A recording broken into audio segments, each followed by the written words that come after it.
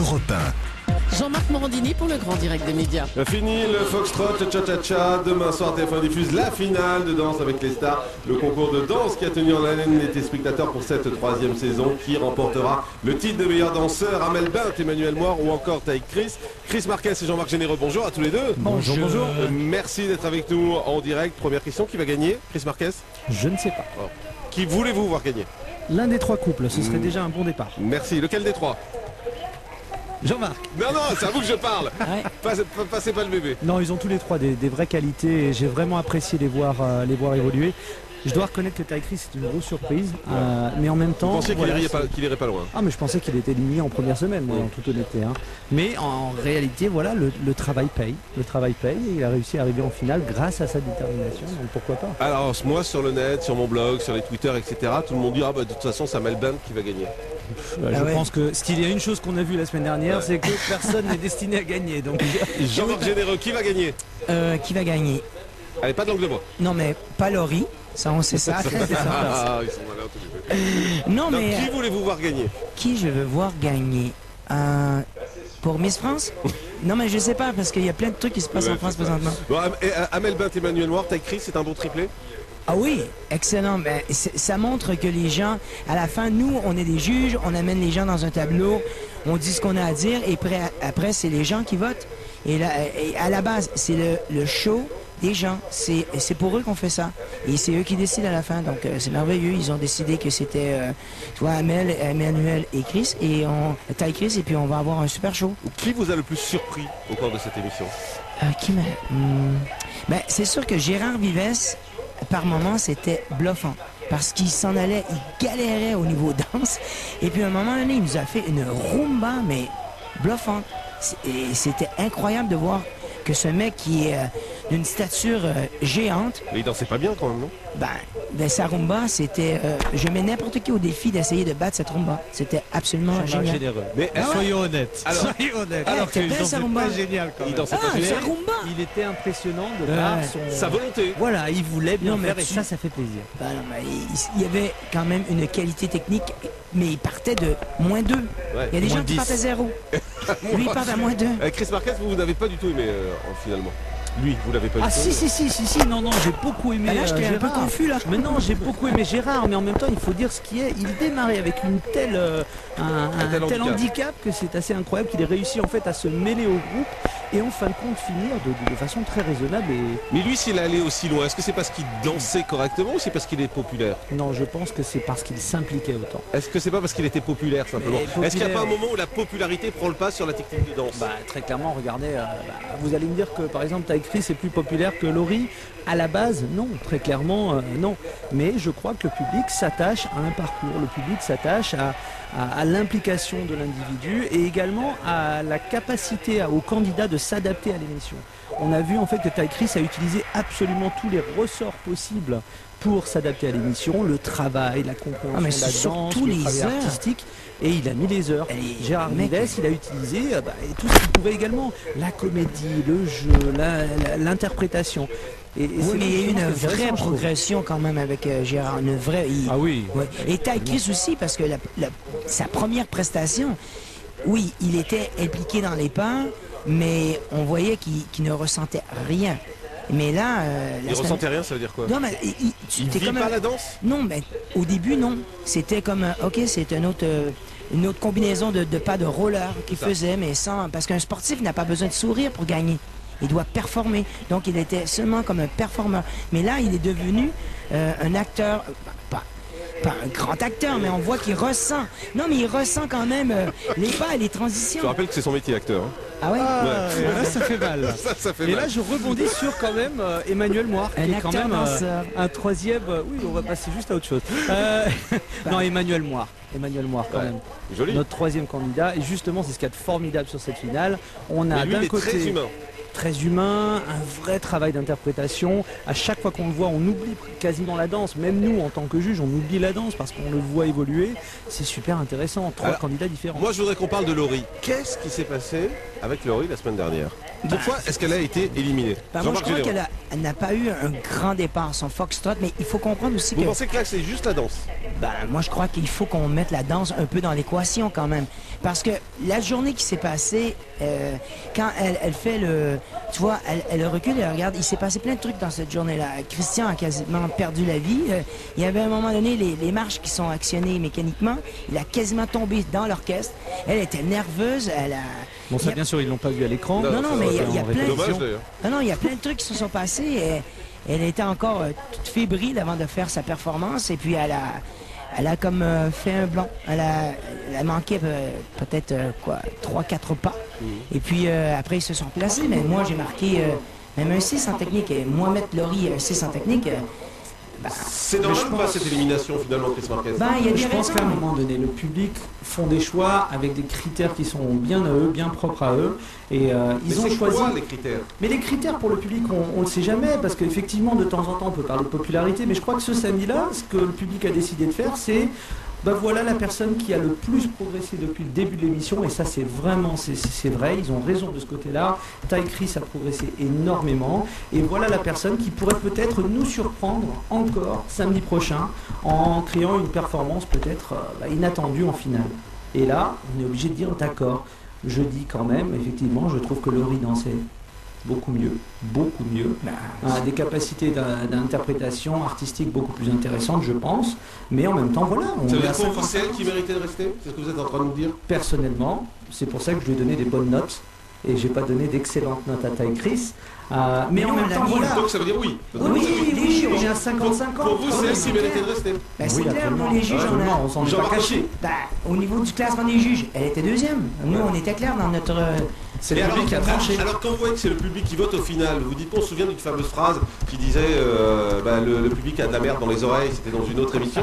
Est-ce que vous trouvez que le public a de la merde dans les yeux? Non. Le public a une opinion qui est différente de la nôtre. Oui, mais il y en a 5. C'est entre 5 et 6 millions de personnes qui regardent le show, donc tout le monde a leur opinion et ont le droit. C'est ça?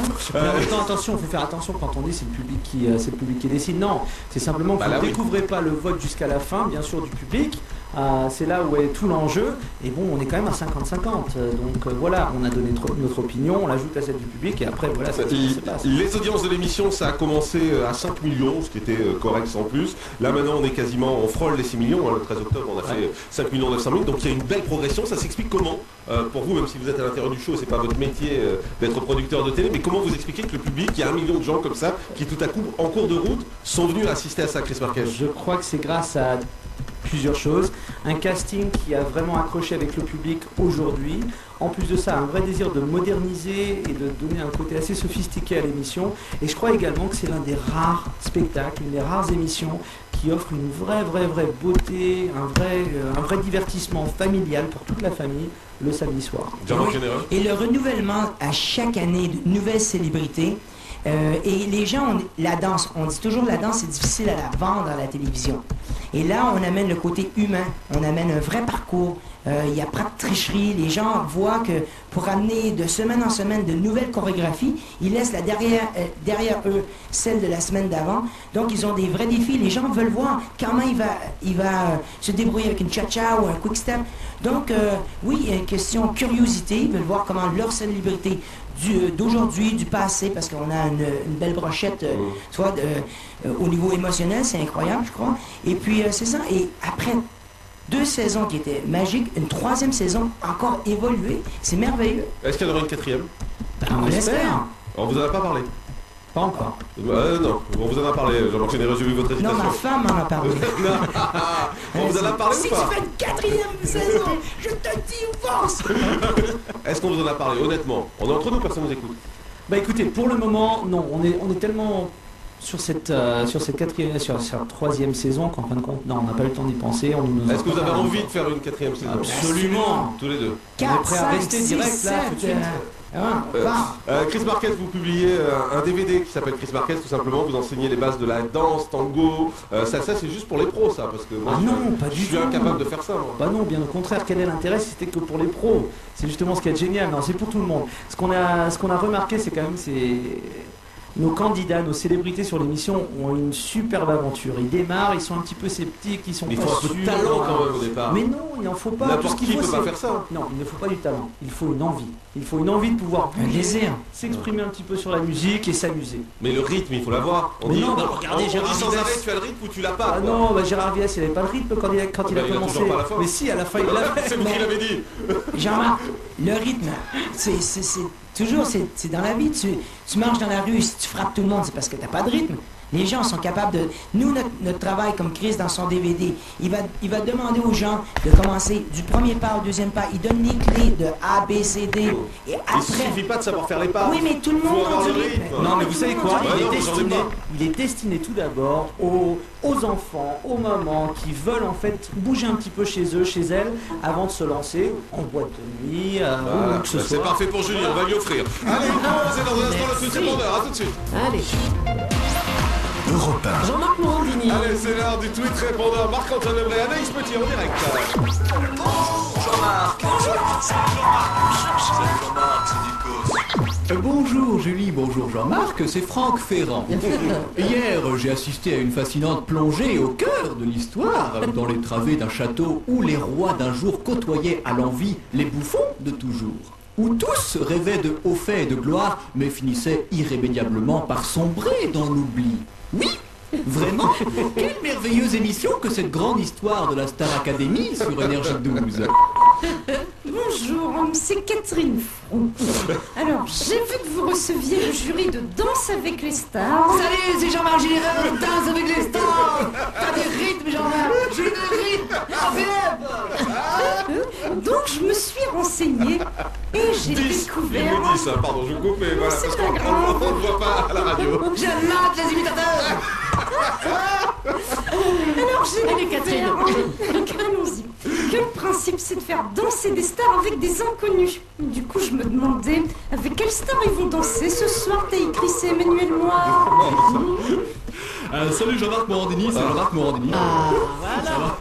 Alors, hier j'ai regardé Patron Incognito sur M6, ça m'a inspiré, du coup ce matin j'ai voulu faire Patron Incognito à la radio, mais ça n'a pas marché. Julie m'a reconnu tout de suite vu qu'on était que deux dans le studio. Merci Julie. Salutations du matin, sieur Morandini, mais c'est Amélie Nothomb qui soliloque par le truchement de son appareil de téléphonie mobile.